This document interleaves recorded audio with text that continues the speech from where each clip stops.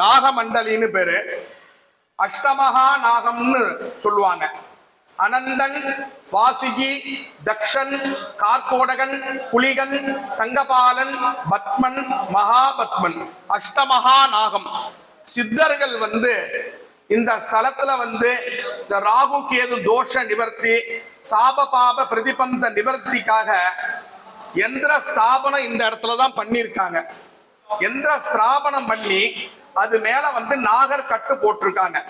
அந்த சக்தி, அந்த தோஷத்தெல்லாம் நிவர்த்தி பண்ணதுக்கு உண்டான அந்த சக்தி இந்த இடத்துலதான், அந்த கேலக்சி பவர்னு சொல்லுவோமோன்னு அந்த சக்தி இந்த இடத்துலதான் இருக்கு.